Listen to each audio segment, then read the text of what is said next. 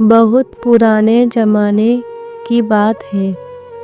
عراق کے علاقے میں ایک بستی تھی جسے نیلوا کہا جاتا تھا۔ وہاں کے لوگ بت پرستی میں ڈوبے ہوئے تھے۔ وہ اللہ تعالیٰ کی عبادت چھوڑ کر پتھر کے بتوں کو پوجتے تھے۔ اللہ تعالیٰ نے ان کی ہدایت کے لیے اپنے نیک پیغمبر حضرت یونس علیہ السلام کو بھیجا۔ حضرت یونس علیہ السلام نے اپنی قوم کو بڑے پیار اور حکمت کے ساتھ سمجھایا۔ وہ کہتے تھے، اے میری قوم، اللہ تعالیٰ ایک ہے، اس کی عبادت کرو۔ بت تمہیں نہ فائدہ دے سکتے ہیں اور نہ نقصان۔ اگر تم اللہ کی نافرمانی سے باز نہ آئے تو عذاب آئے گا۔ لیکن قوم کے لوگ ان کی باتوں کو مذاق سمجھتے رہے۔ کچھ لوگ ہنستے، کچھ طعنے مارتے اور کچھ کہتے، اگر تم سچے ہو تو وہ عذاب لا کر دکھاؤ۔ سالوں تک حضرت یونس علیہ السلام انہیں سمجھاتے رہے، مگر قوم کی عقل پر پردہ پڑا رہا۔ آخرکار انسانی کمزوری کی وجہ سے حضرت یونس علیہ السلام کو غم اور ناراضگی ہوئی اور وہ اللہ کے حکم کا انتظار کیے بنا بستی چھوڑ کر چلے گئے۔ جب حضرت یونس علیہ السلام بستی سے چلے گئے تو کچھ ہی سمے میں آسمان پر کالے بادل چھا گئے، ہوا ڈراؤنی ہو گئی، زمین کانپنے لگی۔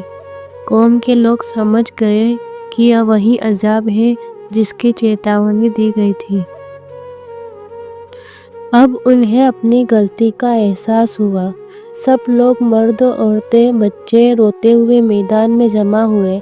انہوں نے سچے دل سے توبہ کی اور کہا، اے اللہ، ہم سے گناہ ہو گیا، ہمیں معاف کر دے۔ اللہ تعالیٰ نے غفور اور رحیم ہے، اس نے ان کی سچی توبہ قبول کر لی اور عذاب ہٹا لیا۔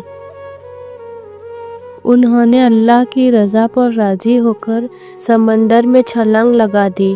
اللہ کے حکم سے ایک بہت بڑی مچھلی نے انہیں نگل لیا۔ نہ تو ان کی ہڈی ٹوٹی نہ جان گئی۔ وہ مچھلی کے پیٹ میں اندھیروں کے اندر تھے۔ سمندر کی تاریکی، رات کی تاریکی اور مچھلی کے اس حالات میں حضرت یونس علیہ السلام کو اپنی جلد بازی کا احساس ہوا۔ انہوں نے دل سے توبہ کی اور وہ مشہور دعا پڑھی، لا الہ الا انت سبحانک انی کنت من الظالمین۔ یا اللہ، تیرے سوا کوئی معبود نہیں، تو پاک ہے، بے شک میں ظالموں میں سے تھا۔ لگاتار اللہ کی تسبیح اور استغفار کرتے رہے۔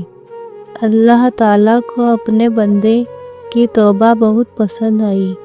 اس نے مچھلی کو حکم دیا کہ حضرت یونس علیہ السلام کو کنارے پر چھوڑ دے۔ مچھلی نے انہیں سمندر کے کنارے اگل دیا۔ وہ بہت کمزور تھے۔